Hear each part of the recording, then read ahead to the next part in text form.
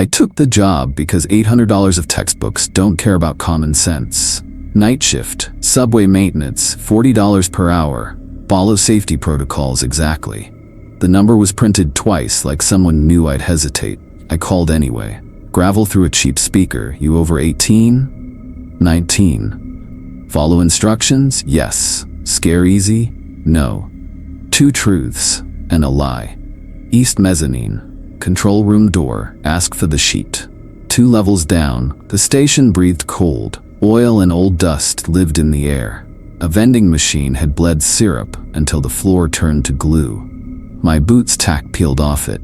The fluorescence hummed a note I felt in my molars.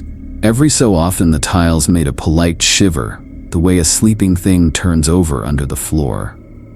Marcus met me at the turnstiles, hoodie under a reflective vest, hair pushed back, eyes that said he'd learned how to nap sitting up. You the new guy? I was. Marcus. He offered a handshake, aborted it, wiped his palm on his vest, then pressed a laminated checklist and clipboard into my hands. He checked both twice before letting go. The second release looked like a decision. We moved past kiosks blinking try again. Benches ran the length of the platform, metal and bolted down, flaking white numbers on the sides. I counted without meaning to. 1, 2, 3, 4, 5, 6, 7. The tile in front of bench 7 held a darker crescent, like a weight had rested there long enough to stain, a dime welded under the far leg by grime. For exactly 3 steps, the air felt colder. I told myself drafts do that underground. I did not look back. Control room, cloudy glass, 2 cold metal chairs, 1 console with paint that flaked under my fingernails. I logged the time because writing keeps things still. 12:31 a.m., orientation. A yellowed page was taped to the wall with nicotine-colored tape. The letters looked punched hard into the paper. 10 rules. Number 1. Emergency generator must never shut down. Number 2. Bench 7 must stay empty. Number 3. When the red emergency phone rings, answer and obey. Number 4. 222 machinery check. Number 5. PA broadcasts. Number 6. Glass panels after midnight. Number 7. Cooling unit noise 1 to 4 a.m. Number 8. Passenger count not to exceed 13. Number 9. Tunnel delivery protocol. Number 10. Signal lamps half lit before handoff. Marcus watched my eyes track the list. They're not suggestions, he said. He clipped a heavy keyring to my belt himself, then tugged it once to be sure. On the corkboard, a gray photo of 4 men in older uniforms. One looked slightly left of the camera. A hairline crack crossed his mouth. Brass tag, night supervisor, H. Halverson. Marcus slid a logbook open just enough for me to read a line. J. Halverson, 3:15 a.m.? Phone rang. Followed instruction. He still does mornings, Marcus said. Then just shrugged. That was the whole briefing. We walked the route. Breaker cages, escalator e-stops, the cooling unit closet that sweats even when the room doesn't. The PA cleared its throat with a soft static, then thought better of speaking. The ad panel across from the benches mirrored the platform with a half-beat lag, like it waited to see what we'd do and then agreed. I told myself old glass, tired eyes. Signal lamps, a row half bright, B row 2 over, 1 under. I nudged dimmers until each glow kissed its notch. Dust came off black onto my fingertips. A fluorescent by the camera rack popped and spit hot grit across my wrist. Enough sting to make me flinch and drop the clipboard an inch. Tiny fines, Marcus said, wincing like it hit him too. He didn't explain further. He didn't have to. We passed bench 7 again. I logged it, because not logging felt like an invitation. 1:07 a.m. Bench 7 clear. Dark crescent persists, air cooler for 3 steps. My heartbeat lined up with the pillars and stayed there. Counting helps. Marcus watched me correct a stubborn lamp to exactly half. Half means half, he said.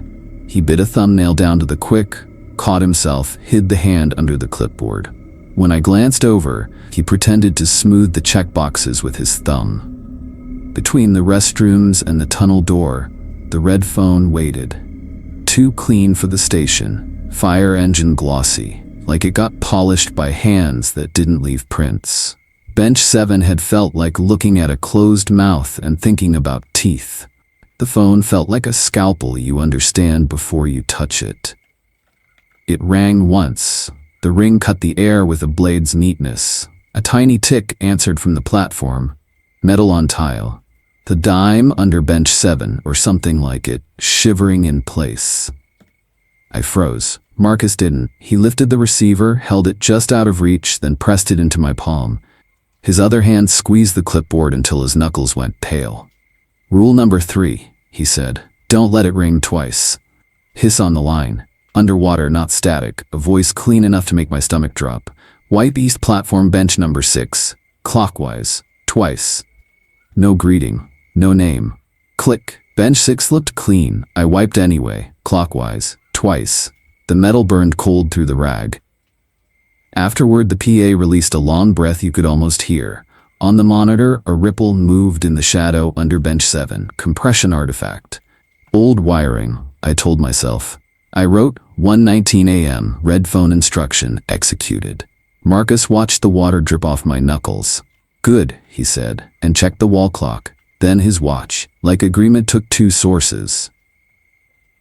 The station swallowed our noises and returned them wrong. The keyring jangled once and came back 2 beats late, as if something had learned our rhythm and was practicing.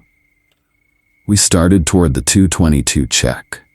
The escalator sighed, even with the breaker tagged off. That was when I understood. The rules weren't written for lawyers. They were written for people who wanted to go home. 219.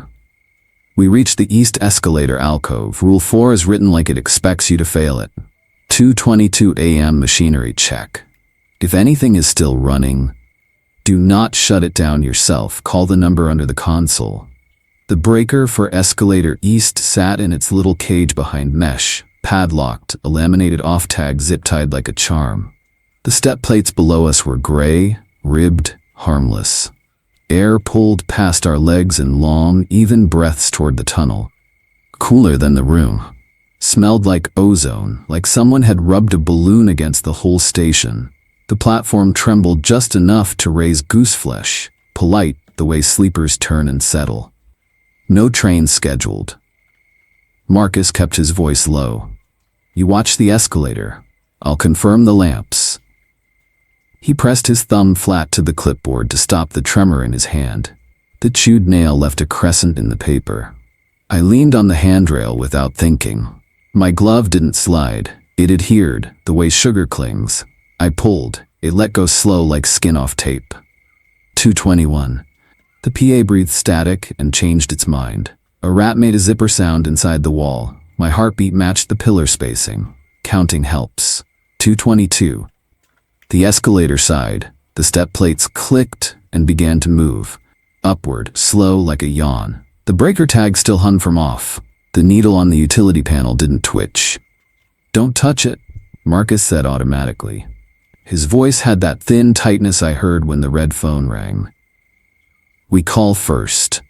He turned toward the control room, 2 levels of glass away, where the monitors made blocks of gray light in the dark.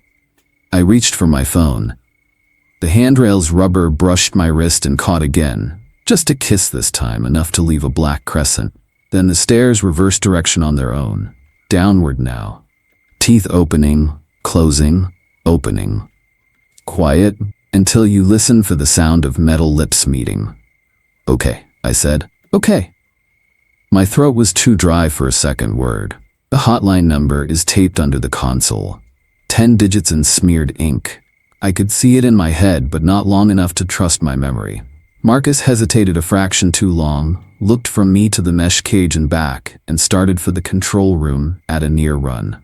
That was when the handrail grabbed me. Not a snag, a lurch. The rubber kissed my glove, and then held, as if a second layer of hand lived in it and had decided to choose. I swore and yanked back. The moving steps took that as an invite and dragged my right boot onto the teeth. Edge met rubber. Rubber gave. The metal ridges found the steel toe, then the leather behind it. The escalator's sound changed just a little when it bites into something it hasn't learned before. "Marcus," I said, and the second syllable came out as air. I jammed my left foot flat, knee bent, hands out to a side rail that was slick with a film you can't see. The step edge cut a clean line across the soft flesh where boot becomes ankle. Through sock. Not deep. Enough to announce a price. Heat flared, then cold flooded its place. Marcus spun back, already swearing, already breaking Rule 4. He slammed his palm on the red e-stop beneath the handrail. Missed. Slapped again. Missed again. His fingers didn't trust the distance. Third hit took. The escalator shuddered and froze with my boot toe halfway into its mouth. "Don't," I started, "because the rules are chains you learn to love." The rest of the sentence didn't arrive. We both stood there in the second after emergency brakes, the whole station holding its breath, every other sound retreating. Then the PA spoke my name, not loud, not performative, the way someone at a crowded party leans to your ear, and you know it's you, because you feel your name against the skin. Evan. It came from above us and under the floor at the same time. My stomach went light. The cut on my ankle pulsed once, like a match blown out. I looked at the breaker cage because it was easier than looking at bench 7. The off tag hung the way it had before.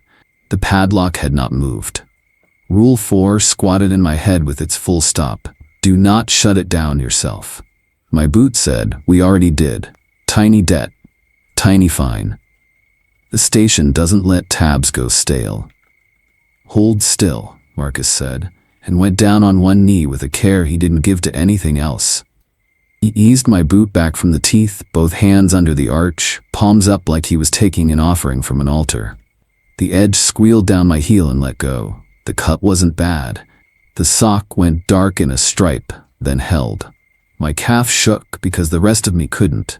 My glove left smears on the rail I wasn't touching anymore. We both exhaled at the same time. Marcus pressed the e-stop again, habit, then took his hand away like he'd touched a stove. He put his thumbnail to his lip and caught himself, swallowing the bite. "Camera," he said suddenly and jerked his chin toward the control room window. "From here, you can see the upper left stack of monitors through the dirty glass. Escalator East lives on a 4-way split. In every pane, the stairway was a quiet ladder. Still. Empty. No me. No him. Just a gray staircase in a gray station. The timestamp stuttered back 2 seconds, then corrected itself. In our pain, I watched a version of my boot. Not bleeding. Compression artifact, I said, because a word is easier than the other thing. Lag. Maybe that feed's dead. The lie tripped and looked at me, waiting for a better one. Marcus's hand found my elbow. Too tight. Then too loose. "We're not on it," he said. The chewed nail had a crescent of my blood under it from where he'd lifted my boot. He stared like he'd never seen a color before. "We're standing on it, and we're not on it." "Then we call," I said, because the rule was heavy in my pocket. The hotline. 10 smeared digits. My phone in my hand didn't feel like a phone. It felt like a tiny door to the wrong room. We both started for the control room. The escalator sighed once behind us with the sound a throat makes when it clears. Halfway back, I glanced sideways, because habit and fear have the same hands. Bench 7 waited where it always waits. For exactly 3 steps, the air ran colder. The dime under its leg was still there, welded by grime, except for the way it had tilted, like vibration had worried it a fraction loose. That little tilt said, "Closer," the way a mouth waters before a bite. In the control room, Marcus dialed with both hands. When a voice answered, it was not the red phone voice. It was a busy tone dressed as a heartbeat. He hung up and tried again and again. On the monitor stack, Escalator East kept showing no one. We cleaned the cut with chlorine cold water and a gauze pad that stuck before it healed. Marcus made a dumb joke about OSHA and forgot to laugh at it. He put the e-stop back out with a kind of reverence, like laying a tool on a shrine. He bit a nail and stopped mid-bite. I logged it because that's what I do when I don't want to think about the other thing. 231. Rule 4 breached. Emergency stop, minor injury, PA spoke name. We went back to work. The station likes when you pretend it's normal. By 3 o'clock, the late travelers began to drift in ones and twos. Night shift faces. A couple holding hands like they were the last two in a quiet world. A man with a duffel that clinked. I counted them without being told. 1, 2, 3, and felt the number 13 waiting, like a step you're not sure is there. When the 14th walked in, I knew the escalator had only been the first bite. By 3 a.m., the night softened its shoulders and let a few people through. Not many, ones and twos that looked like they'd left parts of themselves on other shifts. A nurse with paper-dry hands, a kid with scuffed skateboard wheels hung by a strap, a man with a duffel that clinked when it swung. The station breathed them in, slow and even. Turnstiles clicked. Readers chirped a polite green. The PA cleared its throat and decided not to speak. I counted them, because Rule 8 had already moved into my head and rearranged the furniture. 1, 2, 3. The numbers fit my footsteps and pillar spacing. 4, 5. Marcus stood at the kiosk trying to coax into spitting a test card. He held his pen like it wanted to jump. The ink box on the checklist waited empty. 6. You'll love this one, he muttered. Cap at 13. Overnight maintenance. His laugh came out flat. He pressed the pen down and it skated over the paper, leaving a jitter that crossed the line and a tiny smear he wiped with his thumb.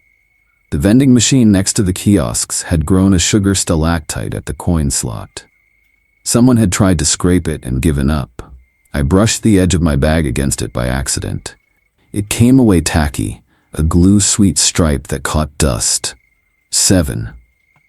A pair of fluorescent tubes near camera C flickered and found themselves. Color leaned blue, then corrected.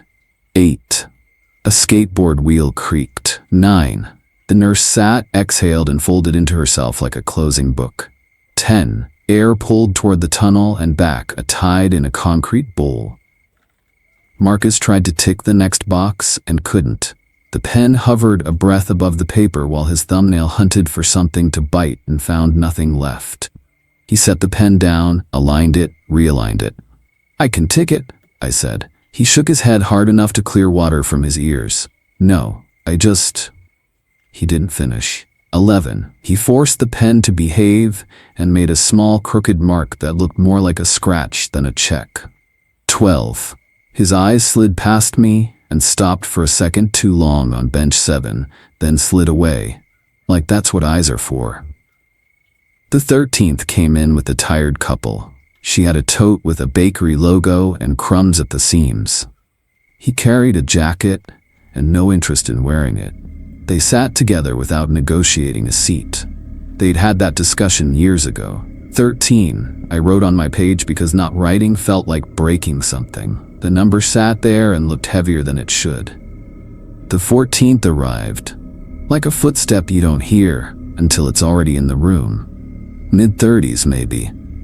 Dark coat despite the heat that builds after midnight. He held nothing. His eyes were the wrong kind of awake. I got up before he could pass the turnstiles. Sir, I said, keeping my voice inside the maintenance script tone. Overnight maintenance cap.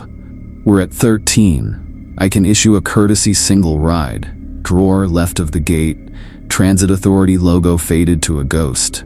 If you'll continue to the next open station. The words tasted like they'd been said into this air for longer than I'd been alive. My hands knew where the drawer was without my eyes. The plastic sleeve stuck for a heartbeat, then let go with a small hiss. He looked past me at the platform, a slow scan the way people check for old ghosts. I can wait, he said. The way his mouth shaped the consonants made my teeth ache. Capacity is a hard cap, I said, offering the card. This one's preloaded. I kept it pinched between two fingers because the sugar on my bag had glued my other hand to itself. His gaze slipped over my shoulder to the benches. His eyes didn't land on bench 7 exactly. They landed in front of it, where the tile wore that darker crescent slash like a bruise. I felt the station breathe in. Somewhere in the ceiling, a transformer hummed a question. "Next station's 4 minutes by foot," I added. "There's a map posted on the mezzanine." He didn't take the card, not until I put it on the ledge by the reader and stepped back. He moved like he'd remembered an old instruction. He touched the sleeve and I felt it, like a pressure change, like the air in the room had a throat that swallowed once. He slid the card across the sensor. The reader chirped. The turnstile unlocked with the soft mechanical weight of a choice. He didn't go through. He looked at the platform one more time, then turned, slow, and walked back the way he'd come. His steps didn't echo right. They fell into the wrong beat and then corrected. "Good," Marcus said behind me, too quickly. He ticked a box with a straight line that cut through 2 others, then put the pen down like it had burned him. On the monitors, the top left pane showed a wide of the platform. 13 bodies. I counted twice, because counting helps. Then the image stuttered. Color leaned blue again too long, the way old cameras do when they try to swallow a scene, and a 14th shape appeared, without a person to carry it. Not a person. A weightless dark on the tile that didn't throw a shadow because it was one. It drifted, slow as dust in a still room, along the seam where the tiles meet the platform edge, letting the air pull it like a paper boat. It didn't want any seat. It wanted the seat. Marcus didn't speak. His pen hovered. The nurse rubbed her temples. The couple leaned their heads together, because that's how you stay warm in places that forgot how to be. A skateboard wheel clicked 2 teeth against its strap. The PA whispered a chime no one had asked for. The dark slid past bench 3, 4, 5, 6. When it reached the place in front of bench 7, the darker crescent I had written down twice, it paused like a hand above a shoulder. Then it sank. Not far. Just enough to make the camera's blue shift push and hold, as if the system had leaned forward for a better view. The screen fuzzed at the edges of the frame, and then steadied. The 14th shadow didn't leave. It nested. I put my palm flat on the console because I wanted the hum to be a normal hum. The way kids press their ear to rails to hear trains that are on the schedule. Static lifted the hair on my wrist. The cut above my boot throbbed once, like a reminder. "He left," I said, because the sentence needed to exist in the room. "He left the station." Marcus's mouth thinned. Part of him didn't. "What part?" He shifted his weight, and finally put a mark in the checklist box. Then another alongside it, slash, like he'd missed and tried again. "The part that counts?" I watched the shadow breathe once on the monitor. The dime under bench 7 flickered in the camera light, a tilt more pronounced than an hour ago, as if something under the leg had tugged. The nurse checked her phone, saw nothing worth seeing, went back to being tired. The couple shared a breath. The kid adjusted his strap. Normal at 3 in the morning looks like this. People trying to be smaller than the place they're in. Rule 8 isn't about occupancy, it's about pressure. We held 13. The station held 14. When the man in the dark coat came back later and chose a seat, I already knew which number it would be. He came back at 3:27. Same dark coat, same empty hands, eyes carrying a kind of wakefulness that didn't belong to this hour. He didn't look at me. He looked at the benches the way a diver studies a surface before deciding where to break it. The air changed first. 2 degrees down, enough for the hair on my forearms to lift. The dime under bench 7's far leg gave a faint metallic tick, like a coin deciding which side it wanted. "Sir," I said, maintenance script voice, "that bench is out of service tonight. Please choose another seat." My words went into the station and came back smaller. He kept walking. The cold widened as he neared the darker crescent on the tile. It felt like standing near a freezer door left half open. Marcus moved in behind my shoulder and tightened a hand on my sleeve. Too tight, then looser, then tight again. "Don't look at him," he said, not quite into my ear, and not quite out loud. What he meant was rule number 2. Bench 7 must stay empty. If anyone sits there, do not engage. Leave the platform immediately via staff egress. The man lowered himself onto bench 7 as if he'd been saving the motion for years. The sound the metal made surprised me. Not a squeal, not a scrape, more like a pressure easing. The bench took his weight the way water takes a stone. My teeth throbbed once. The PA announced nothing and still managed to be present. "Reserved for whom?" he asked. It hit my molars like a tuning fork. The consonants didn't ring in the air, they rang in me. A dentist's pick against a filling. The question didn't want an answer. It wanted purchase. "Back door," Marcus said. His mouth didn't move much when he said it. His eyes blinked once, then stayed shut a heartbeat too long. Like he'd tested the theory that darkness could help and decided it couldn't. He tugged my sleeve and I let him, because I could feel something in me that wanted to turn and understand what sat there, and the rule existed to smother that exact want. We didn't run. Running feels like offering a chase. We moved with the care of men carrying water to the rim of a cliff, shoulder to shoulder along the wall. For exactly 3 steps the temperature dropped again, and my breath showed in the air, a short ghost that embarrassed me. I kept my eyes on the line of conduit that follows the tile, on the flaking paint of the caution stripe, on anything that wasn't the person on the bench. The ad panel across from the benches caught us in its glass. I didn't mean to see it. It's hard not to look at yourself leaving. In the reflection, we were half a beat late, like we always are, in that glass. But the man on the bench didn't match either world. In the panel, he sat perfectly still, head at an angle he hadn't taken yet out here. The lag didn't touch him. It looked like someone had pasted his image into a frame and forgotten to animate it. I turned my head away, and my stomach did a small, bright flip. We slipped through the staff door. The steel pushed back before it yielded. Far down the corridor, a maintenance fan hummed like a big sleeping thing. Marcus keyed the second latch, because he always keys latches twice. In the yellow light, his hand shook, then not. He pressed his palm flat to the door and held it there, as if it could read his pulse. "We wait," he said. He tried a smile and didn't quite make it. 2 minutes. Then we come back like it was a false alarm. His voice had gravel at the edges. I set my watch. 2 minutes can be an hour in the right room. The chlorine from the first aid kit was still on my hands. Now it stung again, pennies fizzing on raw skin.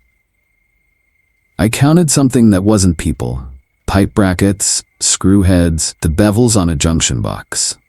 Marcus worked a 4-7-8 breath.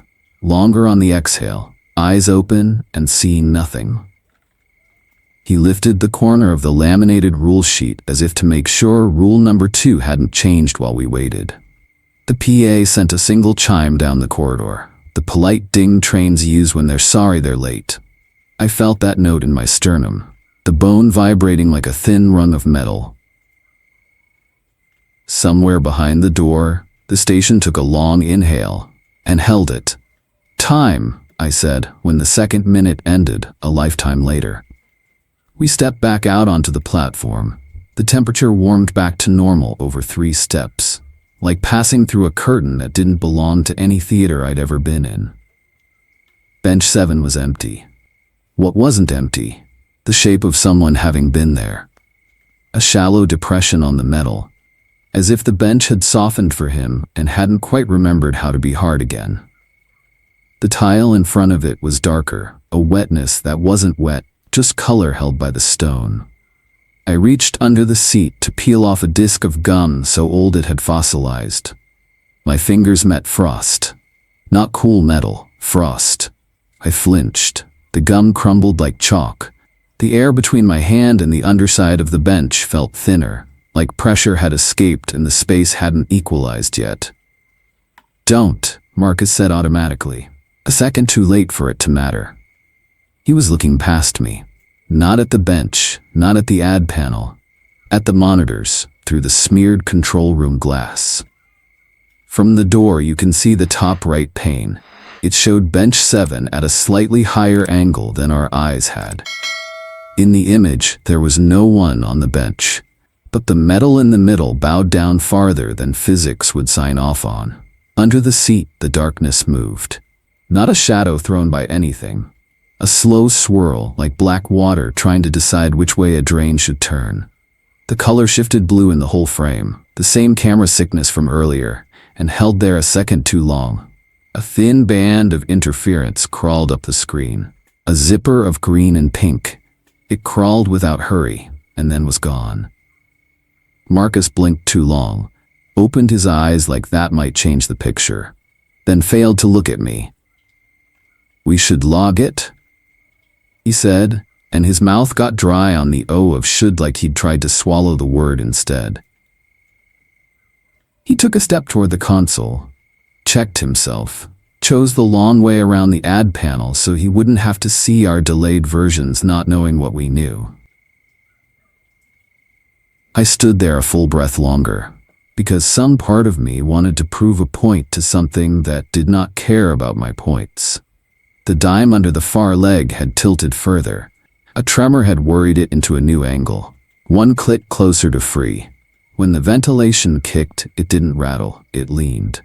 I wrote, 3:31 a.m. Rule number 2 observed. Occupant seated bench 7, evacuated platform per sheet, bench empty on return, indentation persists. Underseat temperature below ambient, frost. Camera blue shift. Interference band, underseat swirl.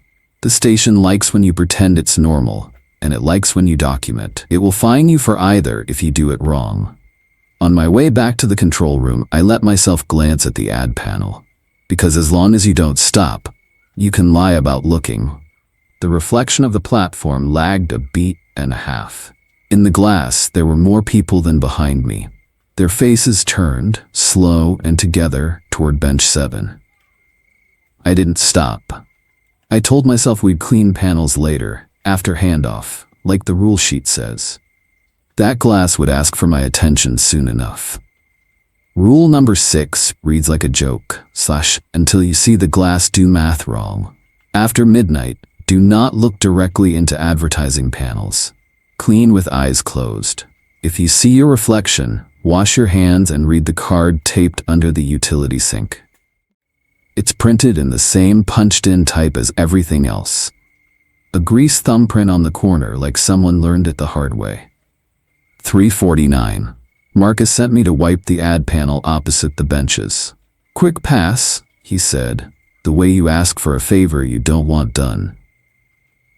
He hovered just behind my shoulder and then remembered rule number 6. He stepped away like the glass could smell second thoughts. The station had settled into its late-hour rhythm. The PA sighed and kept it quiet. Air pulsed through the tunnel like a big animal sleeping. The fluorescent color leaned a shade toward blue and held. I loaded the sprayer with lemon-smelling cleaner.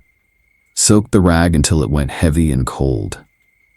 The panel reached from hip to crown. A single sheet of tempered glass grimed with fingerprints, the gummy overspray from 100 train brakes. In it, a perfume model looked back over her shoulder, like she'd heard footsteps. The moment my eyes brushed her gaze, my scalp tightened.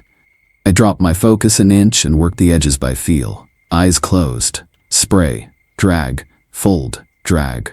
The cloth squealed on glass, a wet, rubbery note that made the cut above my boot sting in sympathy.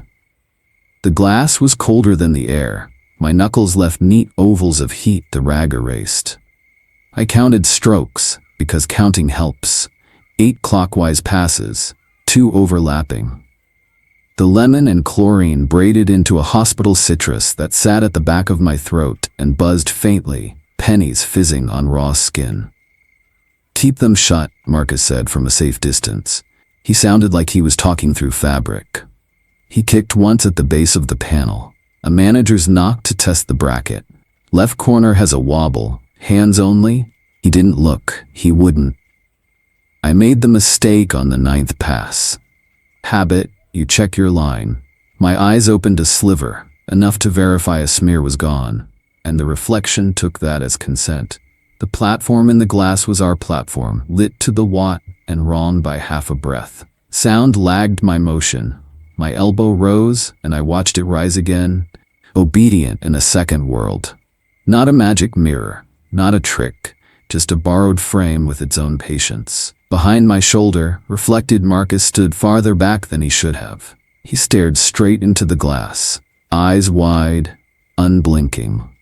Out here, the real Marcus kept his gaze down on the grout line and the toe of his boot. The split between them cut me thin. And me, there I was, Evan number 2, an inch to the left of my real feet, head cocked, the way you lean when you're trying to hear your own name in a crowd. He turned toward me a full second later than I turned toward him. The smile he made wasn't mine. It had the shape of my mouth and the absence of my nerves. He lifted his right hand and put his palm to the glass. My real palm hung uselessly at my side. I didn't move. The model in the ad had gone soft focus. Base blurred under a wash of condensation that hadn't formed on my side. The extra passengers were the part that made my lungs forget what to do. On the reflected platform, there were more bodies than behind me, filling the gaps between benches. A hymn of backs and shoulders and coats that didn't exist. They turned their faces as one, slow as flowers tracking a light, toward bench 7, where eyes should have been. There was just white, not glowing, just wrong. Evan, Marcus said. The sound of my name in the real room jarred the version of me in the glass. Evan number 2 leaned closer. He put his forehead to the pane. A condensation oval bloomed and held. My own skin stayed dry. The difference made my stomach lurch like a misstep on stairs that aren't there. I did what rule number 6 says. I dropped the rag, got my hands under the utility hatch, popped it with my hip, and stumbled into the little janitor's triangle behind it. The sink back there is steel, shallow, colder than anything has a right to be. I ran water until it smoked in the air, then plunged my hands in. The sting lit up every cut on my knuckles. I found the laminated card under the shelf by touch. Transit Blessing, Revi 1979. I read it out loud, quick and steady, the nonsense rhythm of real rules disguised as prayer. Hands to water, eyes to ground, name to mouth and mouth to sound, count to 13, hold to 1, half the light, and then you're done. Halfway through, the PA let go a single chime that made my sternum vibrate. It settled into my bones like a tuning fork and quieted the small part of my brain that was still hoping this was insomnia. When I stepped back out, Marcus was at the edge of the panel, back turned, eyes closed, counting under his breath. 4, 7, 8. He hadn't let himself look, and the discipline made something like relief move in my chest. I took his sleeve and pulled. "We're finished," I said. "We're finished with this." We backed away together, eyes down, shoulder to shoulder. At the third step, gravity on my ankles eased like fingers had unhooked. The cold warmed back to station normal. I made it all the way to the console before I looked up again, because you can only pretend to be obedient for so long before curiosity gets you fined. In the glass, Evan number 2 hadn't moved back. He still stood where I had been, palm to the pane, forehead oval shining. He smiled the same wrong smile. He lifted his other hand and beckoned, a small, inward curl of fingers seen from my angle and his. The extra passengers stayed turned toward bench 7, their white eyes making a low-burning ache at the base of my skull even from across the room. Out here, the panel was a rectangle with a clean blank shine. "Don't," Marcus said without looking. His pen hovered over the logbook line and waited for a decision. I wrote, 355, rule number 6 breach. Momentary eye contact, washed hands, recited card, reflection lag persists. Duplicate image, Evan number 2 invites contact, reflected population exceeds actual. All faces oriented to bench 7, sclera only visible. On the monitor stack, the camera facing the glass fought color, leaned blue, then snapped to green for a frame, then recovered. A thin ladder of interference walked up the feed, rung by rung, and was gone. The dime under bench 7's far leg tilted another fraction and then stopped, like the bench had made a choice on the dime's behalf. Marcus put the pen down, pressed his thumb against the notch on the dimmer dial for the signal lamps, like it could anchor him.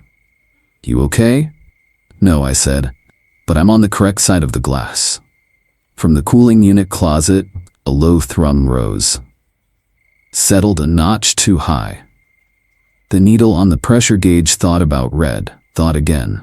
The station inhaled and waited. 3:59. The cooling unit changed its mind about being background. A low thrum slid up a half step and held, like a choir note lifted by someone who enjoys watching the front row flinch. Rule 7 lives on the sheet with the same punched-in certainty as the others. If the cooling unit makes noise between 1 o'clock and 4 o'clock a.m., do not investigate. Cut power at the relay. Hang out of service. Restore at first light. The gauge needle on the panel twitched toward red and paused like a dog deciding whether to bite. Air went cold enough to raise bumps along my forearms, then warm against my face, like someone breathing there. A seam of condensation drew a quick silver line down the wall and started to bead. The unit coughed and exhaled a white lungful that rolled across the floor, fog with weight. On camera D, the image bloomed milky, then smeared, as if the glass had grown skin and fogged from the inside. "Don't open anything," I said, "because rules are ropes, and I like ropes." Marcus was already moving, too fast, too sure. The valve wheel on the intake line sat at shoulder height behind the mesh. He had his fingers in the diamonds and his shoe on the crossbar before my sentence found its period. "Pressure," he said, voice thin and wired. "If it spikes, the seals go, and then we swim." He didn't look at the relay. He didn't look at the laminated out-of-service sign. He looked at the wheel like a man who believes turning something is the same as solving it. "Marcus." I put my hand on his vest. He shrugged me off with the speed you use for flies and bad ideas. The thrum rose again. The needle leaned. Somewhere beyond the wall, a pipe banged once. Water hammer, the sound old plumbing makes when it remembers it was iron first. I went to the relay, because I like going home. The lever was stiff. I had to set my foot and pull with my shoulder. It let go all at once with a bang that felt like a dropped wrench.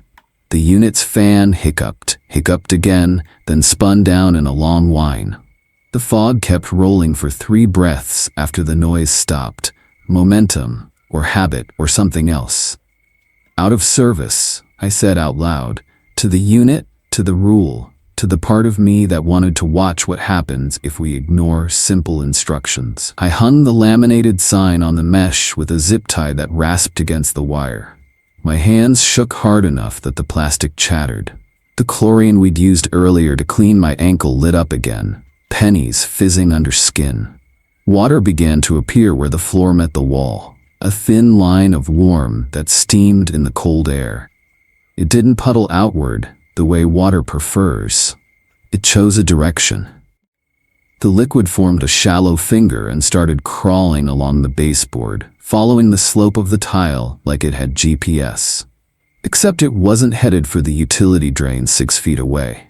It was drawing a straight line across the room, toward the platform, toward the benches, toward the darker crescent in front of bench 7.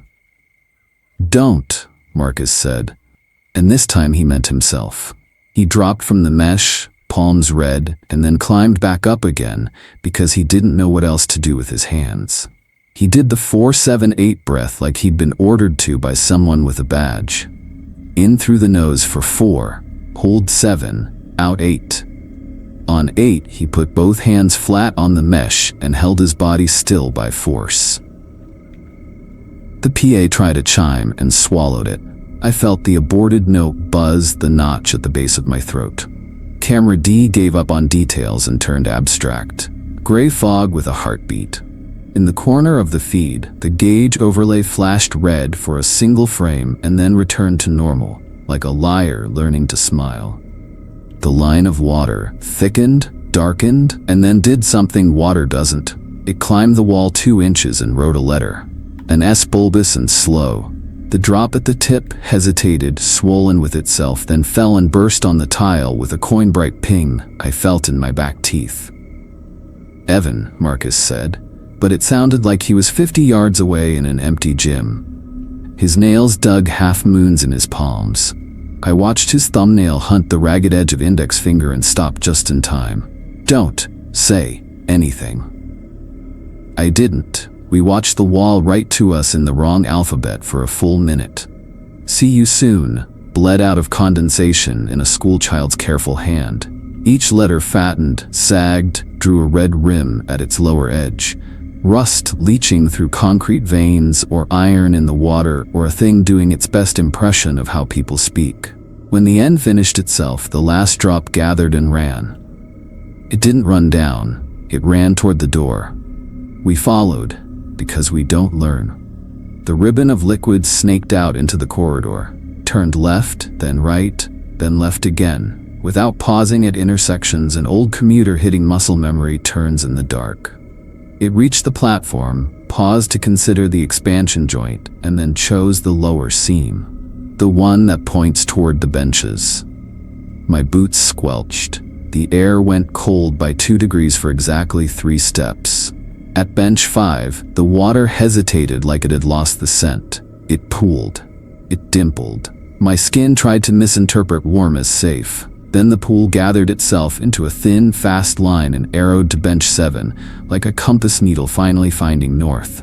It reached the darker crescent, expanded, and disappeared, like a new thing remembering it had always been a mouth. The benches groaned. Not loud, a settling sound, if your house settled around bones. The metal of 7 flexed a fraction and unflexed, as if pressure had found a seam and been pleased by the fit. The dime under the leg clicked. I watched it tilt 1 degree farther from stuck and stop there, making the decision look patient. Marcus swayed and caught himself on the stanchion with both hands. His eyes did that too long blink, opened, and landed everywhere but on the bench. "We should log," he said, each word its own breath. His face looked wrong around the mouth, an almost laugh that didn't know where to go. "We should log it." He took his pen out, pressed too hard, and ripped the paper. He didn't tear a second sheet. I wrote because that's what I do when the brain needs a job. 406, Rule 7 triggered. Cut power at relay per sheet. Out of service posted. Camera defogged, brief red flash on overlay. Warm condensate formed phrase "see you soon" on cooling room wall. Fluid track toward platform. Selected path to bench 7, absorbed at floor crescent. Bench metal emitted low groan. Dime tilted. The fog thinned. Camera D resolved back into the real world's grain. On the feed facing the benches, a tiny bright speck sat where the dime had been. No dime now. The metal leg had flattened the grime and the coin had vanished. Not rolled. Vanished. "Where did it?" I started. "Payment," Marcus said, and I had never liked the sound of him less. He tucked his bitten thumb under his other fingers like a child hiding a sore. "Tiny fine." The ad panel across from us held its clean shine. For a second, I saw movement in it I could pretend was only me. The perfume model's blurred face seemed to tip toward 2 instead of 7. The thought cooled my spine the way alcohol does right before the needle. We still had more night to burn. The station had told us something in words now, not just in pushes and pulls. It said, "soon." At 12:07 the following night, the red phone explained what soon meant, and where to pour the coffee. 12:07 a.m. The red phone rang like it had an appointment with my spine. One clean chime that sliced the air and left the room smaller. I lifted the receiver because rule number 3 doesn't leave space for opinions. Underwater hiss. That calm clinic voice. Serve bench number 2. Do not look. Back turned. Pour. Leave the cup. Click. Marcus didn't ask what it said. He was already backing toward the machine. One hand on my sleeve, then off. Like he couldn't decide whether to anchor me or let me go. "Eyes down," he said. "Hands right." His mouth made the shape of a smile and found no muscle to support it. Bench number 2 sat down the line from 7, 2 seats to the safe side. A woman had taken it while we were clock-checking lamps. Beige coat gone soft at the elbows, hair frizzed by the damp. A tote at her feet, grocery chain logo that looked a decade old. Her posture belonged to people who hadn't slept in a day and a half. She watched nothing, with the fixedness of someone who had chosen a point to hold so the world wouldn't slip.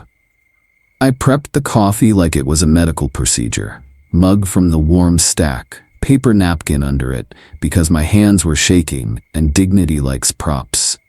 The station coffee isn't good. It's brown and hot and loud with burnt sugar. I set the carafe on the counter. Felt the heat through the steel. Turned my body, so my back faced bench number 2. The carafe handle was cold enough to numb the first knuckle. Steel that had learned the station's night temperature.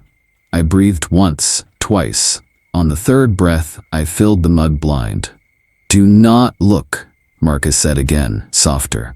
He had his eyes fixed on the grout line where my boot toe sat, as if he could pin me to it. I walked the distance with my shoulders tightened. The platform had grown 1 degree colder, and that degree lived exactly between 2 and 7, as if air remembered where its loyalties were. The PA cleared its throat and swallowed the sound. Somewhere behind us, camera B leaned blue, then corrected. I set the mug down without letting my gaze climb above the woman's coat buttons. The heat came off the coffee in a visible sheet. Her hand moved, too smooth, like a video at 3/4 speed. The shadow her fingers cast went the wrong direction before it fixed itself. I left the napkin. I turned to go. And I looked. Not directly. Reflex cheats. The carafe has a skin for a face. Polished steel that gathers the station whole and hands it back concave. I caught her there. A 2-inch portrait hidden in the round belly of the pot. No eyes, not sockets, absence. As if a designer had left them for last and never come back. The mouth had more teeth than a mouth requires. Set too evenly. Like a showroom set for a species that hadn't decided on molars. The curve of the carafe warped her jaw into a smile that didn't bend the skin around it. My wrist moved toward the carafe in the reflection. Out here, my real wrist did not. The micro-disagreement made a cold sweat stand along my ribs. I made a sound I didn't recognize. Almost dropped the pot. Marcus's hand hit my elbow hard enough to jolt the joint. "Back," he said. He kept his voice below the pitch of glass. "Back." I took 3 steps. My lungs forgot the next one. I held my breath the way the rule card likes. 3 seconds. Not a test. A toll. In the ad panel, our other platform filled with extra bodies again. They turned as one, slow, docile, toward bench 7. Some had faces in the right places. Some didn't. The perfume model was a smear under condensation. Forehead oval fixed where Evan number 2 had leaned earlier. I did not look for him. I did not look for me. "Thank you," the woman on bench 2 said. The voice had a modulation I recognized from map apps. Pleasant. Uninflected. A road that never changes grade. The sound arrived in my ears, and then, a heartbeat later, in my teeth. "You're welcome," I said to the floor. The PA let a single note slip. It didn't ding so much as press. My sternum buzzed. The dime that had once lived under bench 7, already gone, stayed gone with intent. The temperature stepped down another notch. I felt the edge of a draft roll across my shins from the tunnel. A cat weaving itself between legs on its way to its chosen person. On camera E, the frame that watches the rail showed a smear of heat where nothing ought to be warm. An orange ghost, sliding across cold steel. The woman raised the cup. Normal speed now? I tried to believe in normal. She drank. The mug hit her mouth, and then did not. The color of her lips didn't change with the sip. "Leave it," Marcus said. He had shifted to block my body from turning. He did it without touching. His bitten thumbnail hovered over his other palm like a magnet that couldn't commit to contact. Walk. We walked. I kept my eyes on the utility hatch we'd used for the sink. The lemon chlorine hospital breath still lived there. It helped. In the monitors, the heat smear moved off the rail view and onto the ballast between tracks, then didn't move at all. The station inhaled and waited to see if we'd make a mistake it could enjoy. I was almost past the ad panel when the steel carafe knocked once against my knee. A small, dull ring that belonged to kitchens, not tunnels. It rolled a lazy quarter turn in my hand. The reflection swung the scene like a door. I saw the woman rise in the carafe's curve, but not on the floor. In the steel, she stood too straight, as if the bones inside her had been drawn with a ruler. Her shadow elongated ahead of her, longer than light would permit at this angle, and fell off the platform with a soft, patient slide. In reality, she hadn't stood yet. My body believed the carafe first. My stomach flipped, like it was anticipating a curb. Then she rose out here, exactly matching the arc I had just seen. Her feet turned toward the edge. The rail hummed, no current, just memory. She took 3 slow steps that sounded like 4. A black gash of absence unrolled behind her on the tile. A proof of passage that refused to fill. She paused at the yellow line. The ad panel showed her already beyond it, a second ahead. Shadow draped down the face of the platform, like a tongue-tasting tile. "Don't," Marcus said again, and it meant every possible thing. She stepped off, not a jump. A decline. The air around 7 pulled like a tide. The sound of her shoes meeting ballast was quiet and wrong, like cloth against teeth. On camera E, the orange heat smear gulped and widened, as if the stones had a throat.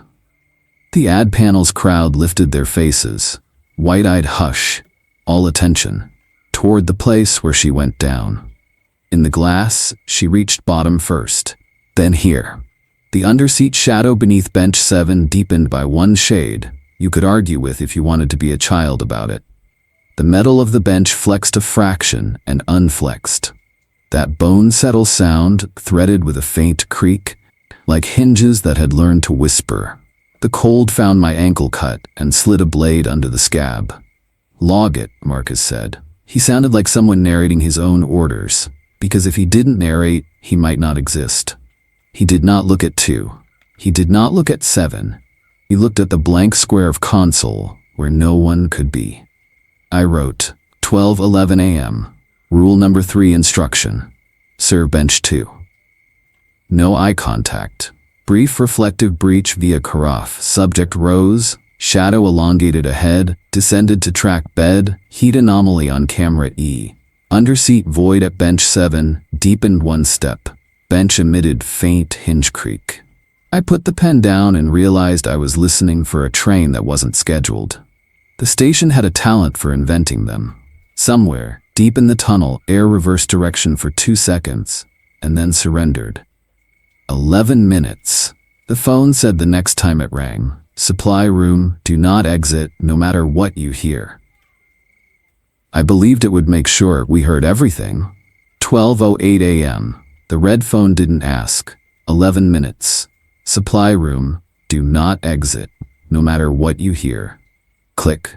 We slid into the supply room and through the bolt. The space is a concrete shoebox lined with wire shelving, mop heads that never quite dry, and a metal cabinet that smells like old bleach. My timer started at 11, and became the most important number I'd ever seen. The door fit badly in its frame. You can see a dark seam around it. Air slid through that seam in small drafts, in and out, like a lung learning to breathe against someone's hand. Marcus set his back to the shelves, flashlight gripped bezel up in both hands. His thumbnail tapped the knurled ring, tick, tick, tick, then stopped, then started again. I put my gloves on and off, because doing nothing felt like drowning. Claustrophobia arrived the way cold does. Slow, until it's sudden. I counted the cinder block ridges, the hex bolts on the hinge plate, the little fractures in the epoxy floor like spiderwebs frozen mid-throw. 14 ridges along the long wall. 6 bolts. 32 cracks I could see without moving my feet. Counting helps. It doesn't fix. 00, 942. A sound rose through the seam like a train deciding what it wanted to be when it grew up. First a breath, then a low rush, then a pressure that found the door and leaned. The handle twitched. It pulled against the latch in small, greedy tugs. The hinge pins sighed.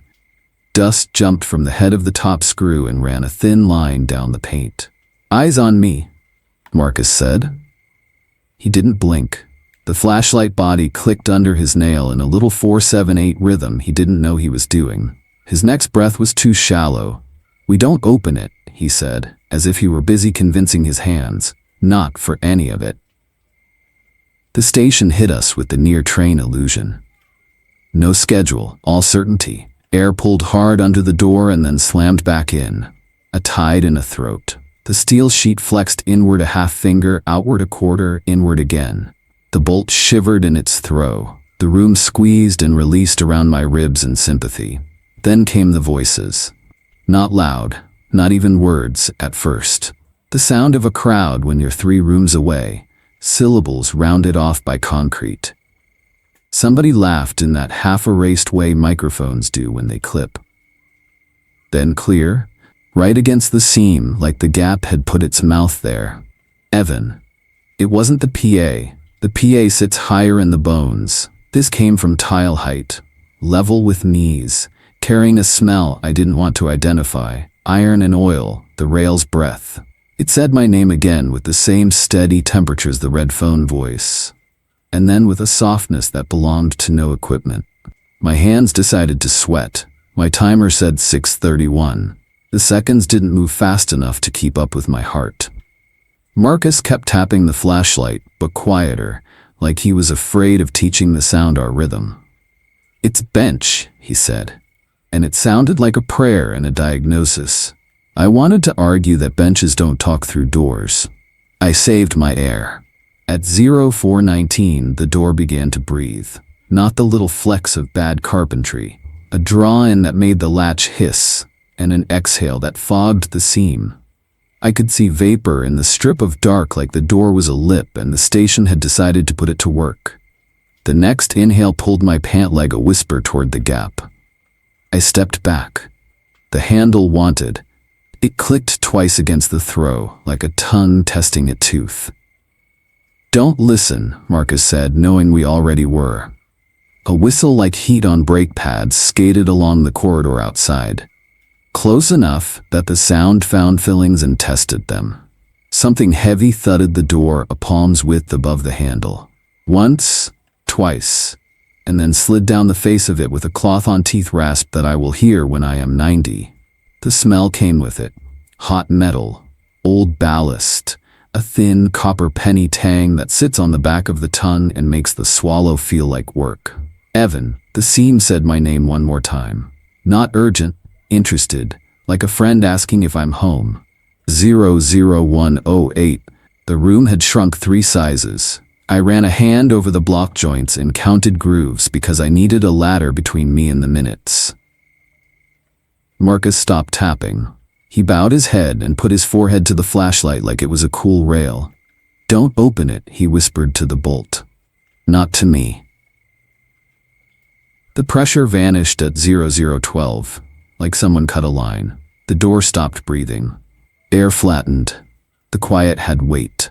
We watched the last second burn away and listened for a trick. The timer hit 00 and chimed a polite little tone that made my sternum ring. We opened the door. The corridor looked like itself. The near train was gone. A napkin from the staff counter had migrated under the baseboard and lay there like a white tongue.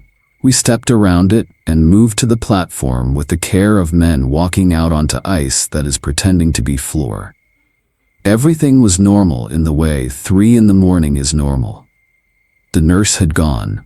The couple had become 2 coats without people for a minute, and then people again. The skateboard kid slept with the strap wound around his wrist twice. The ad panel was a rectangle of clean shine. The PA considered a ding and didn't. If you squint, you can convince yourself of any world. I smelled the blood before I saw it. Iron and Diesel had a child and named it now. A dark coin lived under bench 5. fresh and too round. It soaked in, then refused to. A thin red line crept out from its lower edge and set off across the tile. Not meandering. Choosing. It found the grout seam like a finger finds a scar and followed it, straight as a needle, toward 7. The line was narrow as thread, and tidy as a tailor. It drew itself without drips, the way veins draw maps under skin. Marcus whispered no with no intention behind it. His jaw moved once and then waited for a better idea. The thread reached the darker crescent in front of bench 7 and paused, as if it had to remember an old password. Then it vanished. No smear.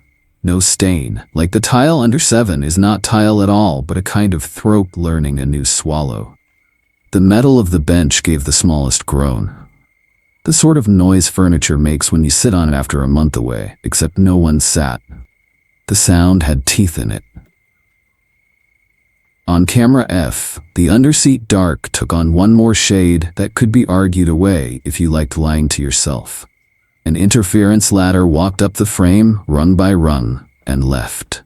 The dime was still gone, a debt settled, or a habit formed.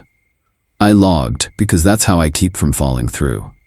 0021, Rule 3 obeyed, 11-minute supply room hold, near train against door, handle tension, seam exhale, voice at seam used my name. Post hold, fresh blood beneath B5, thread along grout to B7, absorbed at floor crescent, bench groan, teeth, underseat void deepened one step. Marcus set the flashlight down and couldn't quite let go of it. He looked a hair to the left of 7 and kept his eyes there, like looking at the space next to danger as a kind of shield. Tiny fines, he said, and it didn't sound like a joke anymore. Keeps the account open. We had 11 minutes of quiet after that. The kind that tries to convince you the last piece was theater. I ruined it by hearing the phone from 2 rooms away before it rang. You can feel the red one like a weather change. It rang once. "Do not let the man at the counter leave," the voice said when I lifted the receiver. "Keep refilling his coffee. If he stands, break his mug." The station had taught me how to obey. It hadn't taught me how to survive the cost. 12:27 a.m. The red phone's order still sat in my ear like a splinter. Do not let the man at the counter leave. Keep refilling his coffee. If he stands, break his mug. Rule 3 doesn't invite interpretation, it hires your hands. He'd come in quiet. A high-vis jacket dulled by grime, cap pulled low, knuckles like he'd been knocking on bad doors for a living. He stood at the staff counter by the control room window, the one with the scratched plexi and a slot for forms no one takes. We keep 2 ceramic mugs there to make the night look human. He'd earned one of them with a nod that wasn't quite to me. I poured. He wrapped his hands around heat and watched the platform, in that way people do when they're pretending to listen for trains and actually listening for something to give them permission to leave. Marcus drifted to my shoulder, then away. "No," he said, small and hard. "We're not smashing mugs into people. We're not doing that." "We don't have to," I said, even though the order was on a loop. "We just keep him here." We tried. I topped off. He drank in small measured sips that didn't change the level. The PA breathed like a patient finding a rhythm. Camera B leaned blue, corrected. The ad panel made a clean rectangle out of its refusal to be a mirror.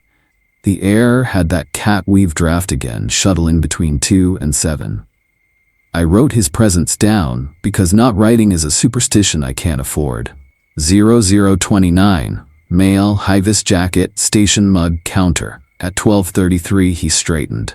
The motion was nothing, just a back remembering it had bones. But my skin thought about trains. He set the mug down like it was an adopted habit and turned his shoulders toward the mezzanine steps. "Sir," I said, "maintenance notice. If you have a destination I can direct." The words were script. They bounced off him and fell to the tile. "Shh." He took a step. The order existed already in my hand.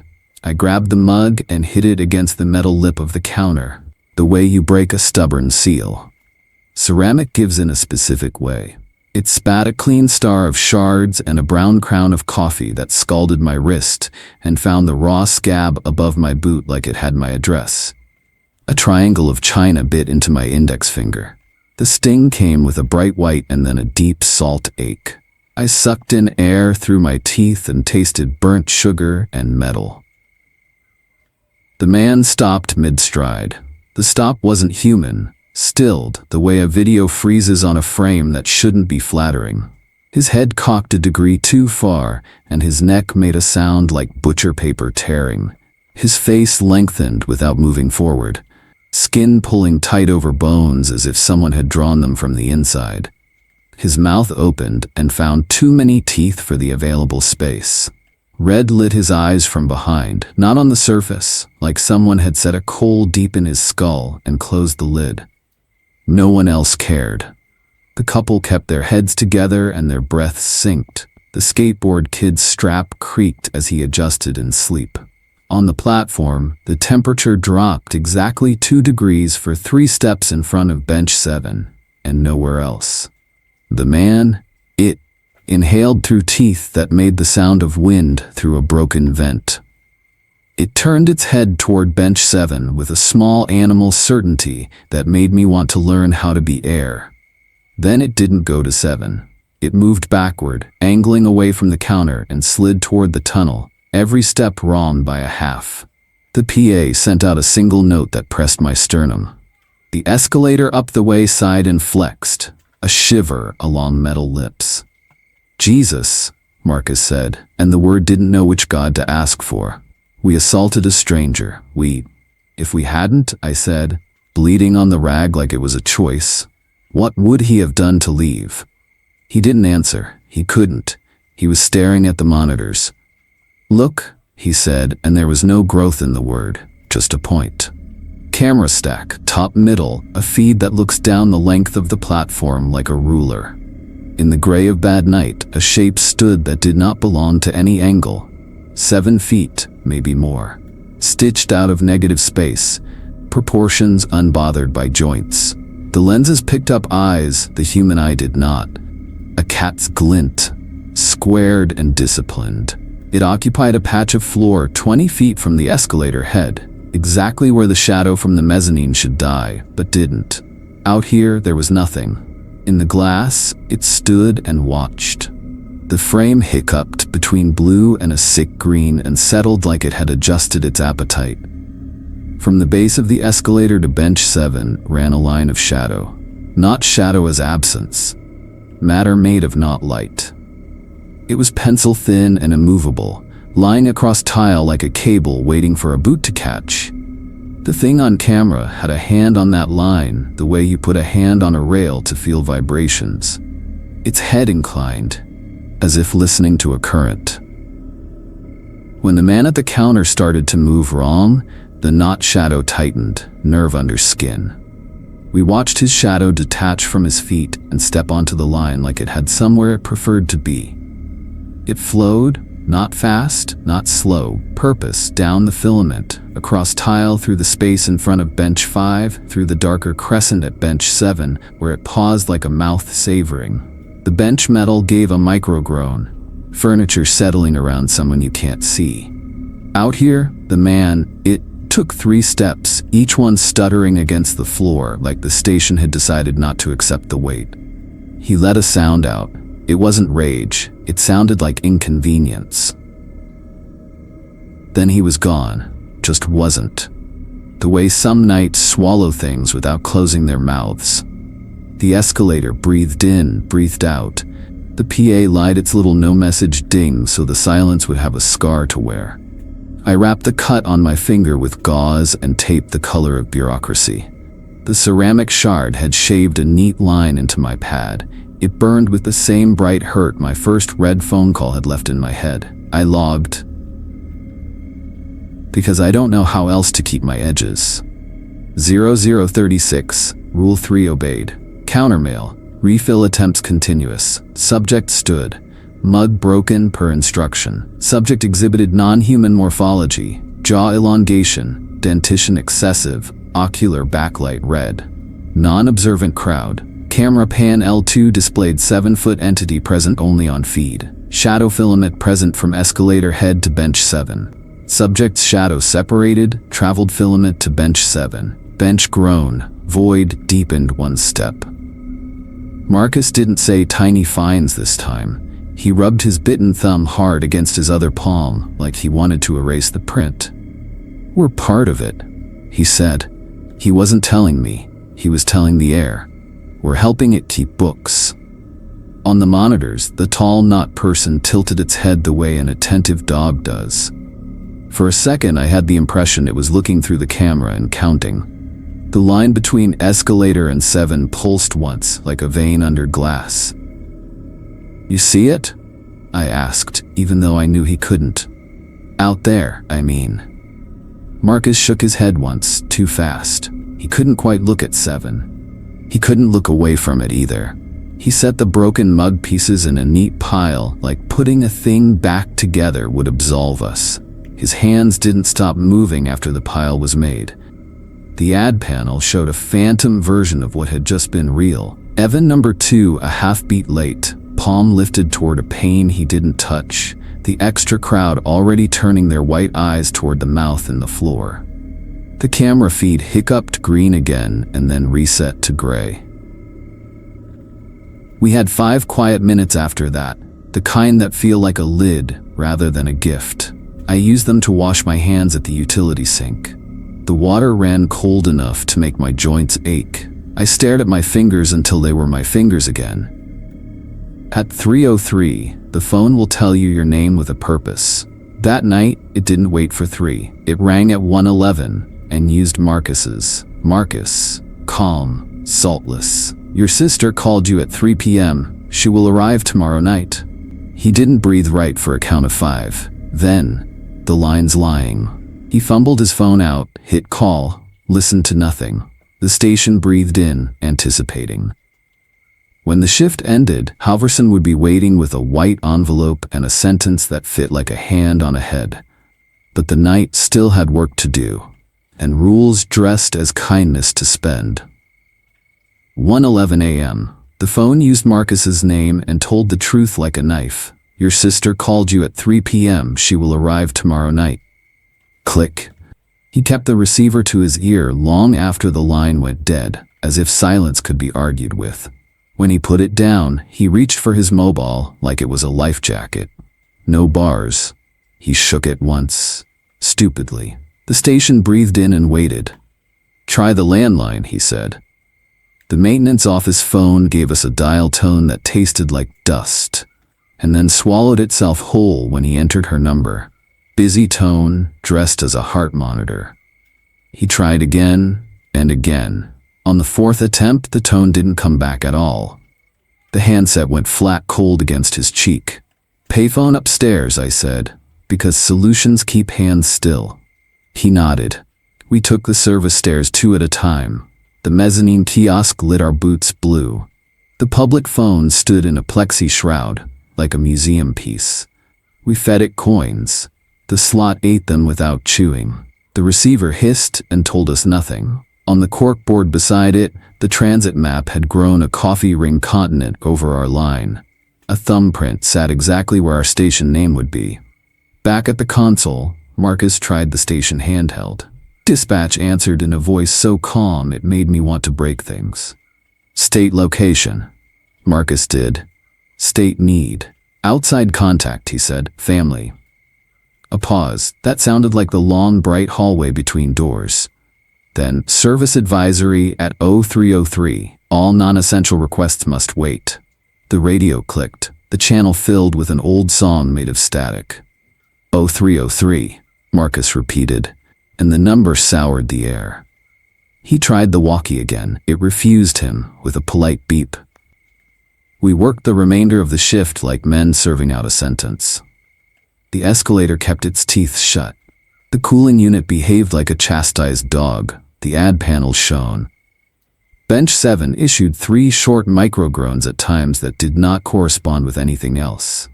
The underseat dark held steady at the new shade you could still argue about if you wanted to be a child. I logged 1:49 to 5:55. Normal operations. plus aberrant bench 7 audio, 3.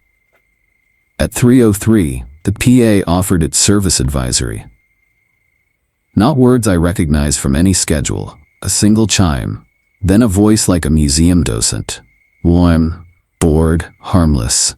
We regret to inform you the following service interruptions. Adam Joseph, Route 286, Sarah Miller, northbound, Yvette Cole, Platform 3. Names. Too many.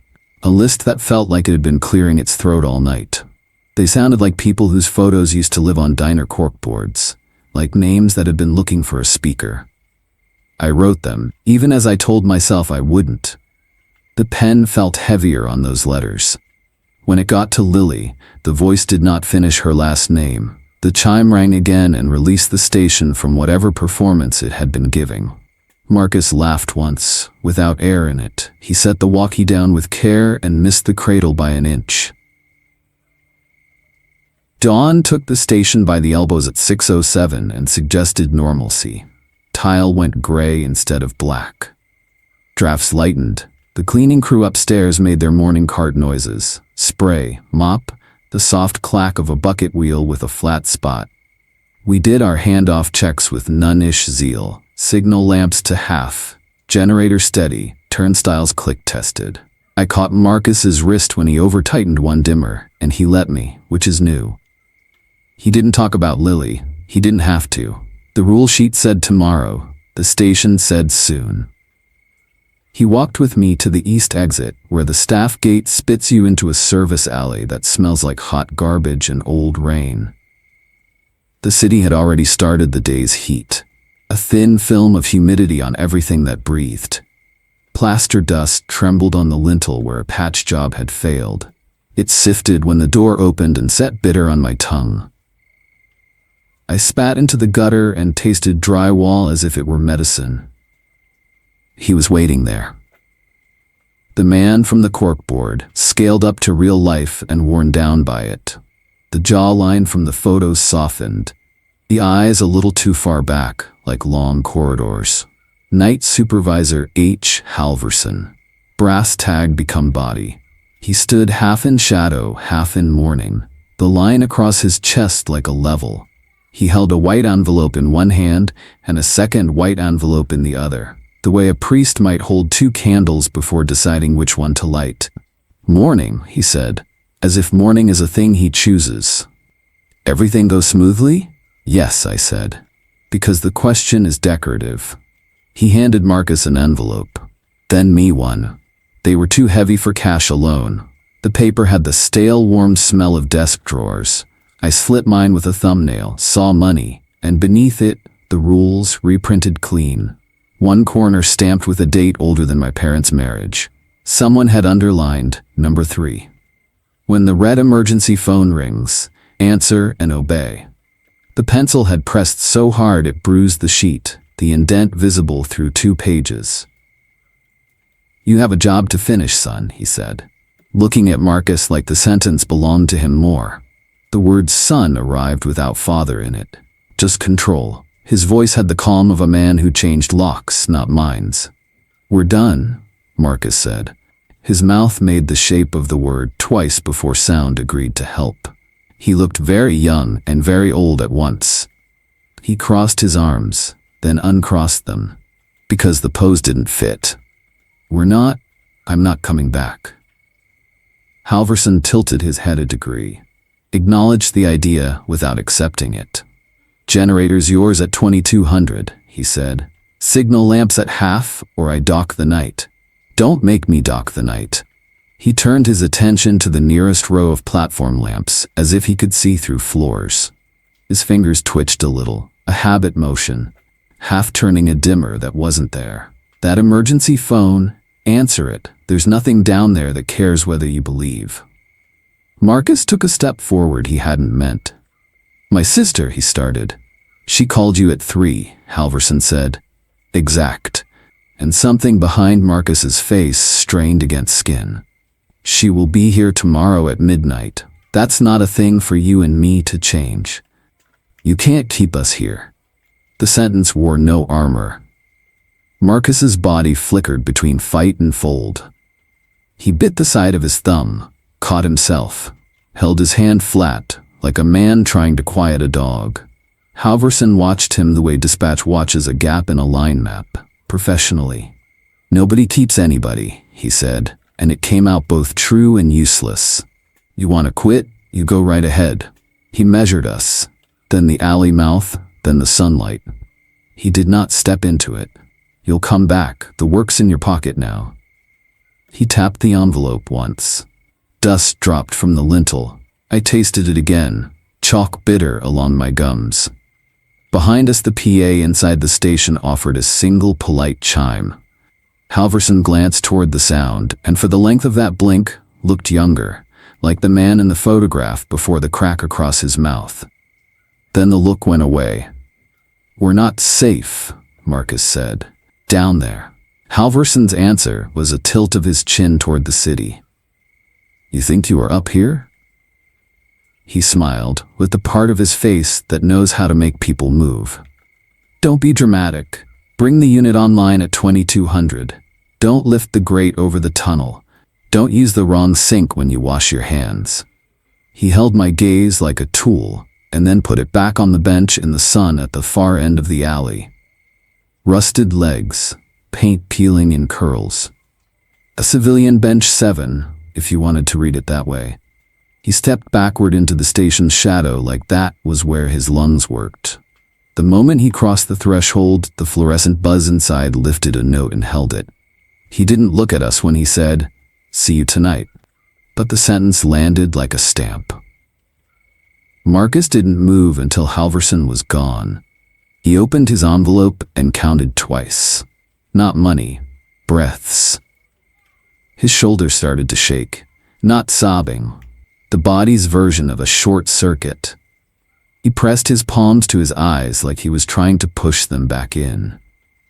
I put a hand on his shoulder and felt the small, hopeless tremor there.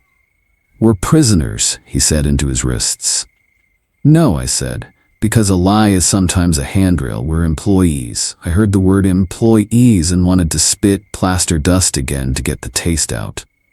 He composed himself the way men do when they have to carry something heavy. He nodded too many times. He palmed his keys to prove he remembered how to be useful, and dropped them. When he bent to pick them up, he stayed down one heartbeat too long, like he'd flirted with the idea of sitting on the ground and not getting up again. Then he did get up, because people do. I wrote the morning receipt on the back of my envelope, because I didn't trust the logbook to keep it. 6:22 a.m., pay received. Rules reissued, underlined. Halvorson present, photo match.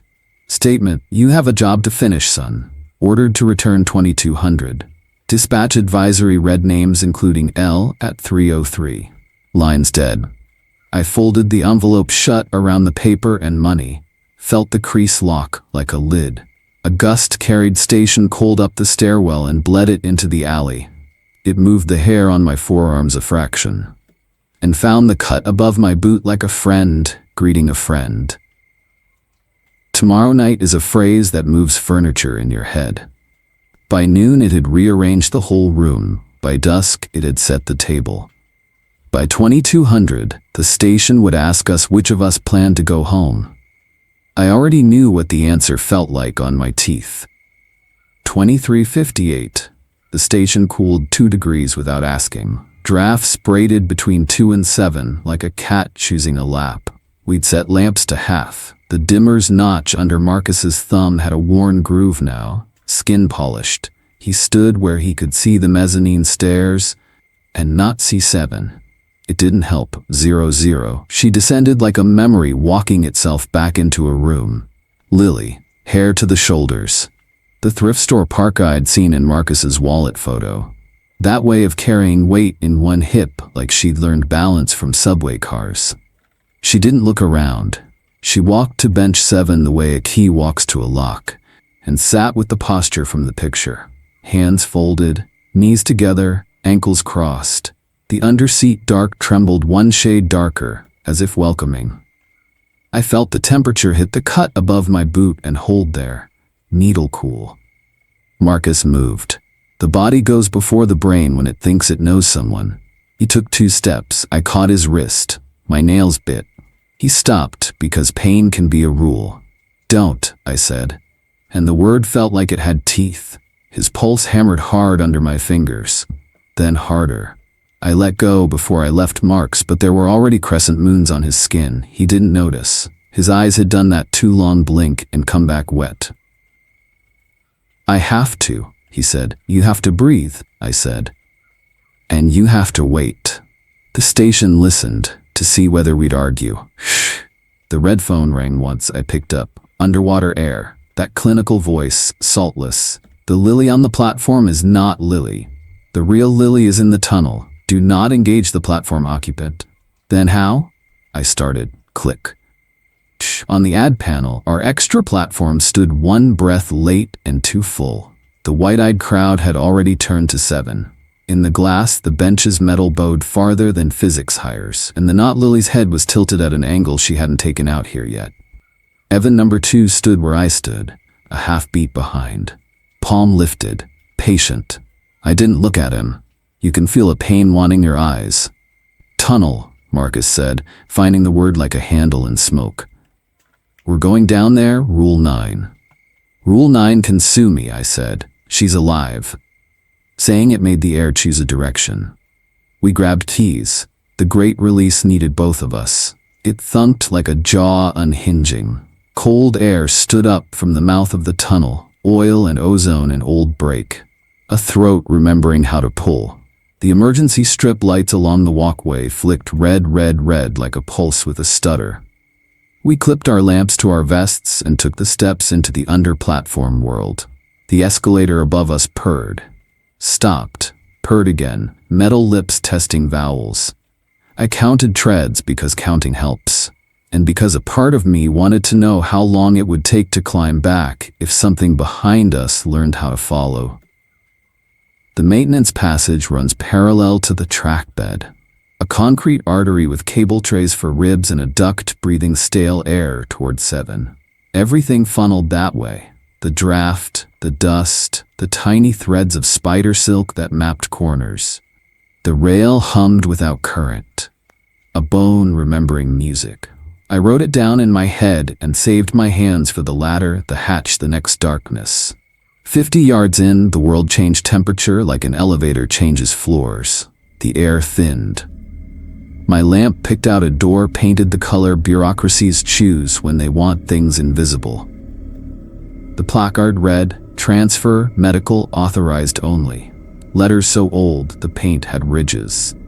Someone had taped a corner of a prayer card there, "Transit Blessing, Rev. 1979, and torn it away halfway through the rhyme. Marcus keyed the lock. He had to do it twice, because he always does it twice. The door gave with a seal kiss and a breath of chill so honest my teeth ached. Beds, 4 rows of them. Iron frames bolted to floor grates, thin hospital mattresses under emergency blankets that had learned the taste of condensation. Red strobes beat the room into slices. In the slices I saw faces, 30, 40, turned to ceiling. Taped IV lines that weren't IVs, masks that weren't oxygen. Each bed had a number stamped into the metal.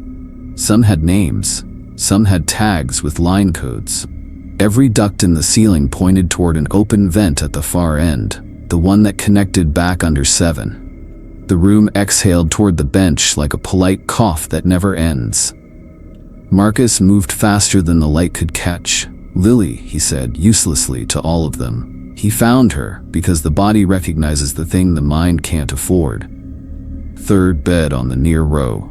Paramedic blanket up to the collarbone. Hair damp from the room's breath. A small scar on her chin I'd seen in the photo and in no photo. Chipped polish on the right thumbnail because lives have textures. Warm. That was the worst part. Warm like people are warm when they're here, and not allowed to be awake yet. Her chest rose on a machine you couldn't point to. The duct above her ticked a little when it exhaled. I touched her hand. The skin had that hospital slick, a layer of humidity that never evaporates. Her pulse lived under my fingers, a moth trapped in cotton. She did not stir. Marcus folded over the bed like a man covering a fire with his body. His hands hovered an inch above her face, then came down in a way he'd probably practiced for scrapes and fevers. Not this. "Hey," he said softly, like the voice could thread a needle. "Hey, kid, it's me." His breath fogged the mask and left a round. When the red light cycled, he looked at me, and I saw a person measuring the size of an impossible. "Don't wake her," I said, because I didn't know what waking meant in a room that spoke through ducts. "If the system's feeding something through." His eyes flared. "Feeding to where?" I didn't answer. The vent at the end of the room sighed again. The air tugged the hair on my forearms toward the grate. Every hose, every cable, laid its slack in that direction, as if the floor itself sloped minutely to 7. On my tongue, iron. On my soft palate, bleach. In my inner ear, the urbane thud of a station practicing heartbeat. The PA upstairs sent a single chime. In here, it arrived late and wrong, filtered through ductwork, sweetened by distance into something like a lullaby played on a dead piano. Lily's fingers twitched once against Marcus's palm. A mercy, or a meter reading. I didn't say either out loud. "Log," I whispered, because the ritual keeps edges from dissolving. I scrawled on the back of a supply tag with the stub pen from my vest pocket. 0012 entered restricted tunnel facility. Rule 9 breach. Room, 40 iron beds, occupants unconscious, spontaneous respiration plus unidentifiable assist. Ducting directs flow toward platform under B7. Subject L located. Warm, pulse present. No response to voice. Environmental, red strobe, condensation, disinfectant, and iron odor. Marcus kissed the heel of her hand like the gesture could pay something. His bitten thumbnail left a small clean crescent on her skin, where the condensation didn't immediately refill. "We're getting you out," he told the air. "The room, me. I don't care what." A low thud rolled through the floor from the direction of the platform. Not a train. A door somewhere closing around a shape that doesn't deserve doors. The escalator above us took a breath and held it. "We can't pull her now," I said, and the words tasted like old pennies. "Whatever feeds this, if we cut it, we don't know who we starve." He stood there with his hands on her, not moving, the way men stand in church when they swear they don't pray. The room exhaled toward bench 7 and waited to see if we understood the direction of its faith. We left on the second try. The first try failed because Marcus didn't know how to be vertical without her hand in his. On the steps back up the throat of the station, he breathed in 478 like he was threaded to a rule. At the lip of the platform, we heard it. A hinge creak from 7. Soft and pleased. On the ad panel, Evan number 2 already knew I'd been below. He lifted a hand I hadn't lifted yet, and beckoned, as if the glass mouth had decided which of us to eat first. I wrote the rest down with my pen, digging tracks in the paper so deep the next page could read them. The station smiled with every vent, and the night opened its mouth. 2:59. The station held a hospital kind of quiet, air waiting for a code. Marcus's thumb sat in the groove he'd worn into the dimmer for the signal lamps.